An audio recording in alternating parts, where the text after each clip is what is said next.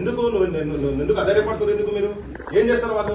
నేను మొన్న ఇట్లనే ఒక వీడియో పెట్టినన్న కొన్ని వీడియోలు నేను కూడా నా బిడ్డ దగ్గర పోతున్నా, ట్యాంక్ బండ్ దగ్గర ఉన్నా అన్న.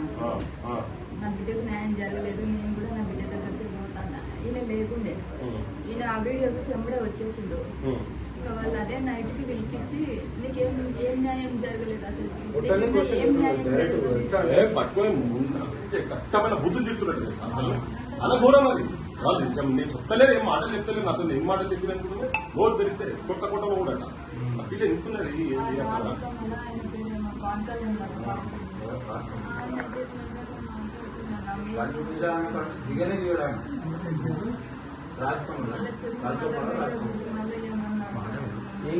అమ్మా. మీరు భయపడకండి, ఇప్పుడు ఏం కాదు. ఇప్పుడు మేమందరం వచ్చినాం కదా, గుర్తుపెట్టు, ఒకటే గుర్తుపెట్టు, ఈ ఇష్యూను అంత ఈజీగా ఇప్పుడే మేమే వదిలిపెట్టాం.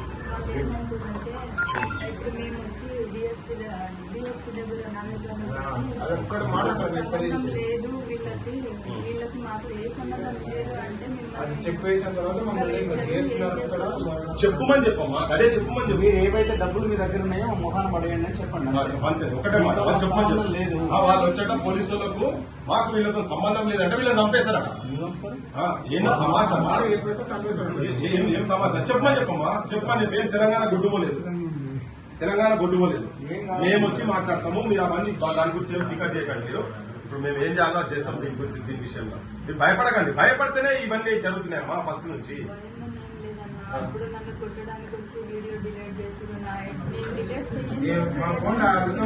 ఇది పోయిన తర్వాత నీ జోలికి మళ్ళీ ఎవరు వచ్చినా మేము 3-4 గంటలలో ఉంటాను నేను. ఇక నువ్వు ఫోన్ చేసినా 3-4 గంటలు అది ఇక్కడ ఉంటాం. నీకు ఎందుకు మేమే తీసుకోవద్దాం. సుమారు వీళ్ళందరూ ఉన్నారు ఇక్కడ,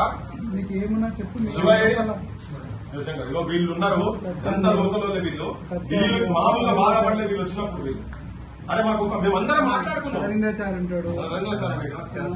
వీళ్ళందరూ లోకల్ ఇక్కడ, వాళ్ళు ఎవరు లోకల్ కాదు.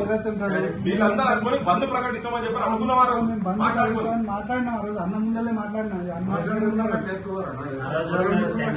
కూర్చొని అందరం మాట్లాడుతున్నాము. ఐక్యతాకంటే ఏర్పాటు చేసి బంద్ ప్రకటిద్దామంటే మీరు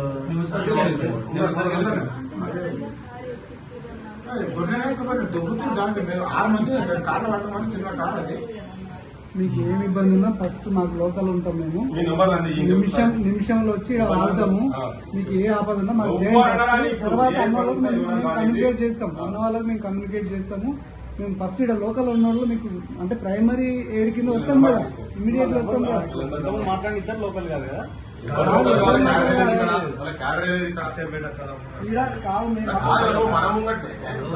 ఏం భాష మాట్లాడుతున్నావు? ఏం భాష బాధితులతో భాష మాట్లాడేది పాయింట్ అది ఆయన తాగుతారు ఏమైనా చేస్తారు అంతే కదా. నువ్వు పైసలు దగ్గర పెట్టుకుని తాగుడు కాదు, పిల్లలకి బద్నాం చేస్తున్నారు, అనవసరంగా బద్నాం చేస్తున్నారు. జేఏసీ ఆవిర్భావ సదస్సు ఏర్పాటు చేసి వెళ్ళిపోయినాం. జేఏసీ రోజు తాగుతూనే ఉంటాడు అన్న. బాధ ఉన్నప్పుడు తాగిండు 2 సార్లు, తాగలేదన్న 2 సార్లు తాగిన దానికి నేను కూడా గొడవ పెట్టుకున్నాను. తాగుతున్నావు, నేను నిన్ను నమ్ముకొని వస్తే ఇట్లా చేస్తున్నావు, నువ్వేంటి అని చెప్పేసి నొల్లి పెట్టుకున్న సపోర్ట్ అయిపోతుంది అయ్యింది అప్పటి నుంచి. ఇంకా అవి కలెక్టర్ ఇచ్చిన పైసలు అంటావా, ఒక బండి తీసుకున్నాము, నాకు హాస్పిటల్కి హాస్పిటల్కి అవుతున్నాయి. ఆయన పేషెంటే, ఆయన పేషెంటే. ఏం బయట వాళ్ళు పోతే వాళ్ళు ఉల్టా వాళ్ళు బుక్ అన్నం పెట్టాలి కదా. ఆ పైసలు కూడా ఇక్కడికెళ్ళే తీసుకున్నాక ఇంకా ఇలా చెప్తలేరు నాతో. ఇంకా ఏమేమి చెప్పారు అనుకుంటున్నావు వాళ్ళు? మేము ఇంతమంది ఇన్ని రోజులు ఉన్నాం ఇక్కడ, రోజుకి ఇన్ని పైసలు ఏమేమి చెప్పారు ఇవన్నీ చెప్పిండ్రు. టెంట్ ఎవరు ఇస్తాడు? టెంట్ పైసలు చూసినా వీళ్ళు దాదాపు చూసిన టెంట్ పైసలు కడితే వాళ్ళేమో వీళ్ళందరేమో మొత్తుకుంటారు ఇక్కడ, అన్న మేము చెప్తాం మేము చేస్తామని. టెంట్ పైసలు కడితే వీళ్ళు వచ్చి ఆడ కూర్చొని బొమ్మలేమో బాధితుల బొమ్మలు ఉన్నాయి ఆడ. బాధితుల బొమ్మ ఉంటుందా? ఎవరి బొమ్మ ఉంటుంది? బొమ్మలు ఉంటాయి ఆడ.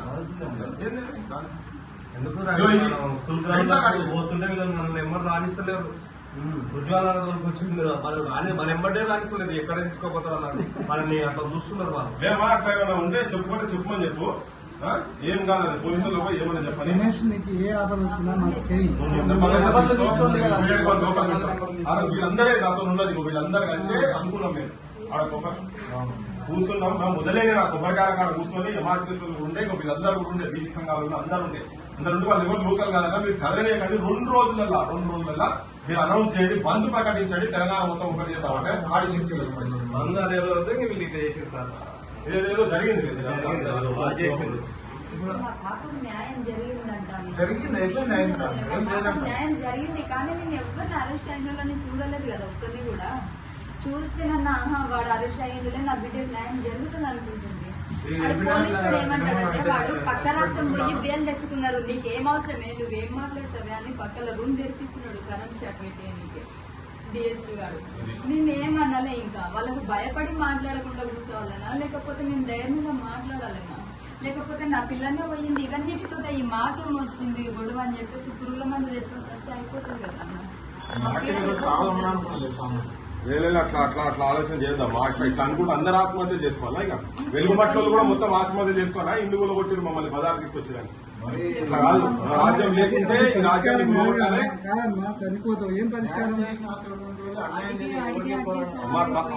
తప్పుదారి పోయింది కొద్ది రోజులు. పరిష్కారం అది కాదు కదా, చాలా పరిష్కారం అయితే చేసిరన్నా. నేనేం చెప్పినా కూడా ఆ రోజు విశారదన్ సారు ఈమె పిల్ల చచ్చిపోయినందువలన కొంచెం మైండ్ అనేది కొంచెం మంచిగా లేదు, ఈమెకు హాస్పిటల్ కి ఇట్లా మంచిగా చూడాలి పిచ్చిది అయిపోతుంది అని చెప్పినందుకోసం అని ఏం మాట చెప్పినా కూడా పిచ్చిదానే అంటున్నారు కానీ నా మాట ఎవరు పట్టించుకోవట్లేదన్నా. నేను నిజం చెప్పినా కూడా అది అబద్ధమే అవుతుంది. నేను ఇంకెవరికి చెప్పాలన్నా నా బాధ? వాళ్ళకి నాకు ఇట్లా ఏమన్నా జరుగుతుంది అంటే అదొక నాటకం అంటారు. ఈ మాట మా వాళ్ళతనం నుంచి కూడా విన్నా నేను అనేటోళ్ళు అంటారు సమాజం చూస్తూనే ఉన్నది. మేము కూడా వచ్చినాం కదా, మీరేం ఫికర్ చేయకండి, కానీ మీరు ఈ ఆత్మహత్యలు మందులు తాగుడు ఇవన్నీ పక్కకు పెట్టండి. ఏదేదో రోగాలు ఉన్నాయని నా బిడ్డని చేసి మేమేమో న్యాయం అడగనికి పోతే మమ్మల్ని కొట్టనికి వస్తుంది. మేము ఎవరిని నమ్మనికి లేదన్నా. మేము ఎవరిని అడగనికి పోయినా కదా ఏం తెలియదు చాలా మాట్లాడుతున్నాం, అది రెస్పెక్ట్ లేకుండా మాట్లాడుతున్నాం. మేము ఎవరిని అడగాలి? పిల్లకు న్యాయం జరిగిందంట, మరి న్యాయం జరిగితే మేము ఇట్లా ఎందుకు అవుతామన్నా హాస్పిటల్లో పాలు? న్యాయం జరిగిందంటే హాయిగా తిని పడుకుంటాం కదా. మాకు బాధ ఏందన్నా, దీనికంటే ఏదో ఒకటి చేసుకొని సస్తే బెటర్ కదా. నా వల్ల అయితలేదన్నా. నేను బతికున్నంత వరకు నా పిల్లని మరవలేకపోతున్నా. నేను నిజం చెప్తున్నా, నేను కడుపు కాల్చుకున్నా. నా బిడ్డ చచ్చిపోయి 3 నెలలు అవుతుంది. ఆ 3 నెలల లోపల నా బిడ్డ ఇప్పుడు 6 నెలల్లో పడుతుండే. ఇప్పటి వరకు కూడా నా బిడ్డకు న్యాయం జరగలేదంటే ఇంకా నాకేమన్నా అయితే ఎవరు చేస్తారన్నా? ఎవరు తోకుండా గుంతల వాళ్ళే పడ్డారని కాబట్టి మనం ధైర్యం ఉండాలమ్మా, ధైర్యం ఉండాలి. ఇంతమంది ఉన్నాం కదా.